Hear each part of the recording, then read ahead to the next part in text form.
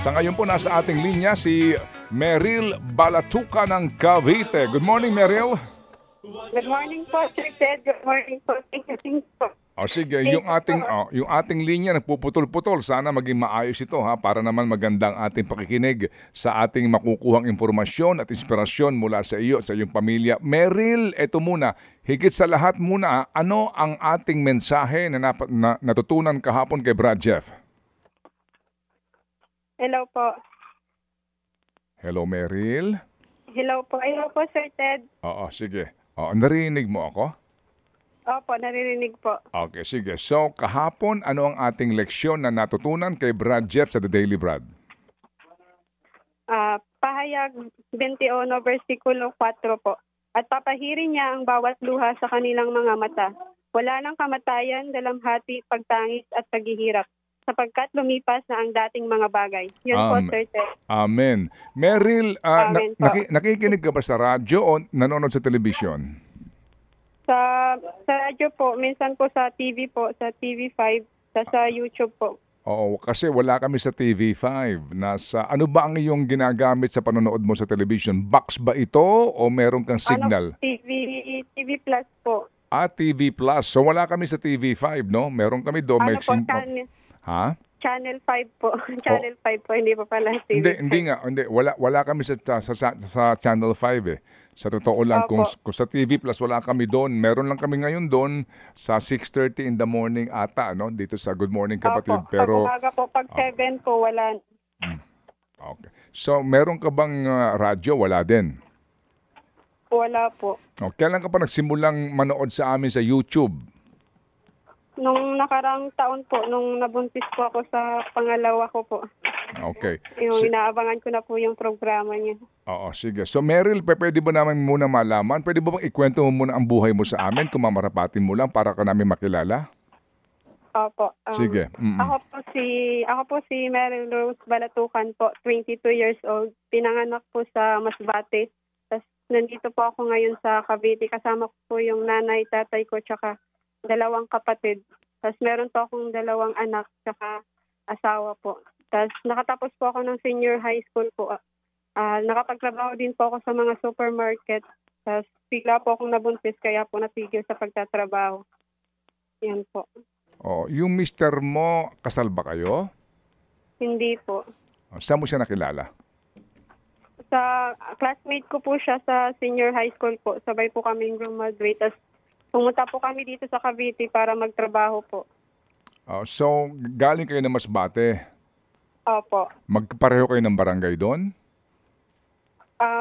Magkatabing barangay lang po. Oo. At kayo ay pumunta dito sa Cavite para magtrabaho. Pero nung panahon na yun, nagsasama na kayo? Hindi po. Mag-boyfriend, girlfriend muna kayo? Opo. Ngayon, nagbuntis ka, anong taon ito? 2022 po. Itong panganay mo ilang taon na ngayon? Magdadalawang taon na po sa December po. Tapos ngayon meron kang bunso, ilang taon na ito? Opo, 1 taon na po. Kayo ba ay... lang po yung pagitan. Kaya nga, kayo ba ay nagpaplano ng pamilya? Opo, ngayon po. Kasi po nung una hindi po napaghandaan. Tapos nagtrabaho po ako nung hindi ko po alam na nabuntis na po pala. Hindi napaghandaan yung una. Yung pangalawa ba napaghandaan mo? Opo, nagpa-family planning na po. Okay. 1 taon na po yung... okay. Yung pagitan. So, talagang gusto niyo magkaroon ng 2 anak muna? Opo. Kailan ka magtatatlo? Wala na po. Ang hirap po ng buhay ngayon. Wala muna? Opo. Sige. So, anong ginagamit yung paraan ng family planning? Nag-injectable na po ako. Okay, sige. So, nag-i-injectable ka? Opo. Paano kapag mag-i-injection? Okay, sige. Sandali muna. Andali, pinatatawa ko lang siya. Medyo kinakabahan kasi siya, sige. Meryl, lumuwas kayo ng Cavite sa mga magulang nyo? Opo. Nakasama ko po yung mga magulang ko po. Kasi yung papa ko po, meron din pong parang taniman po dito ng pinya. Sila po yung nauna talaga dito. Ayun, Sumunod na lang po ako. Saan sa Cavite to? Sa Mendez po. Mendez. Sa Mendez mismo, no? Kumbaga, malamig dyan ang klima sa Mendez. Malamig, no? Opo. So, sige. So, nauna muna mga magulang mo, kaya tsaka kayo sumunod. Opo. So, ilan kayo ngayon na, kumbaga, nakikitira sa mga magulang mo? Lahat ba may asawa na kayo, magkakapatid? Hindi po. Ako po yung panganay. Yung pangalawa po, 18. Tsaka yung pangatlo po, 16 po, nag-aaral po. So, dalawa nag-aaral na kapatid mo? Hindi po. Yung isa po, tumutulong na po kay Papa. Lalaki yun? Sa Opo. Kaso nga po na wala siya ng trabaho ngayon. So yung 18 lalaki, tumutulong kay Papa mo sa pagtatanim? Sa trabaho po, sa construction. Si Papa po, tumigil, napabayaan na din po yung taniman kasi po, wala nga po kaming sa pang-araw-araw po eh. Kaya nagtatrabaho na lang din po ng construction. Kaninong lupa iyan sa Mendez? Bali po dito, meron pong may lupa. Tapos yung tanim po, buwis po yung binabayad namin. Parang hati po sa kita ng tinatanim na pinya po. Sino may-ari ng lupa? Yung isa pong German, tapos yung asawa niya Pilipina po. Okay, sige. So, meron kang 2,000 pisong premyo, no? Galing ito. Opo, galing ito kay Happy Ninong at saka kay Happy Kay. Saan mo ito balak gamitin? Pamilin lang po ng gatas ng anak ko tsaka mga diaper po. Saka bala ko din pong ipagamot yung anak ko kasi nga po, club foot po siya, yung dalawa po. Yung bunso? Yung dalawa po, yung panganay po, 2 paa, yung isa po, isa lang.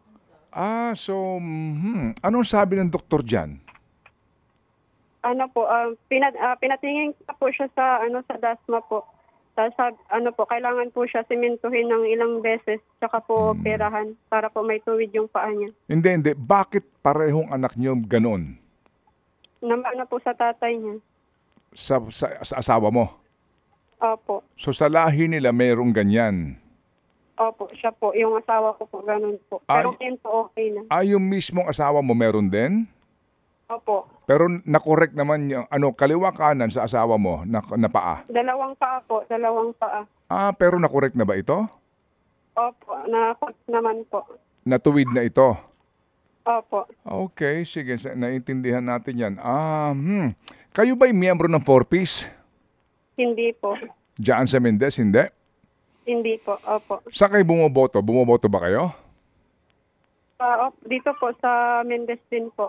Sigurado ka nakapagparehistro kayo sa eleksyon? Opo.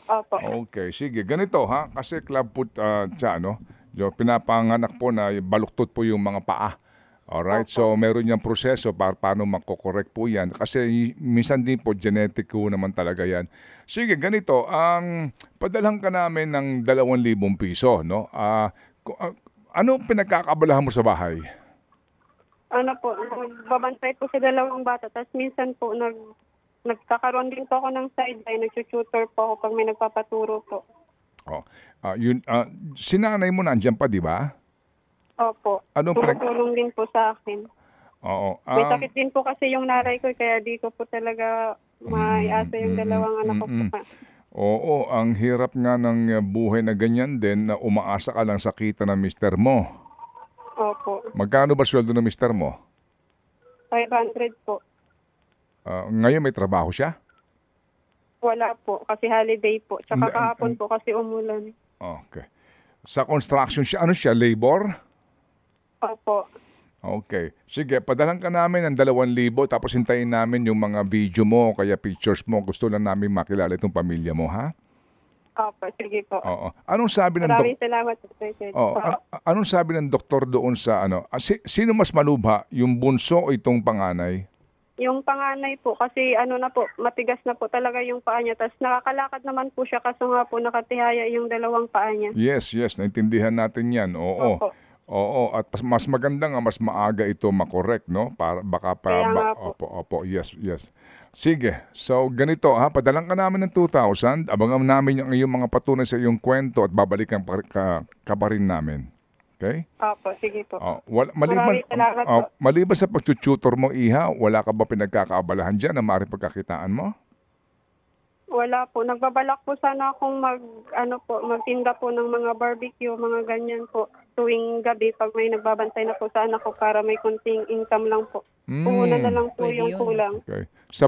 Sa bahay mo, maaari mong gawin yan, hanap buhay na iyan. Yes po, opo. Opo, kasi marami naman pong mga nakatira po dito. Oo. Ay, meron ka na bang naisip kung paano mo gagawin yun at mga magkano puhunan ang kailangan mo?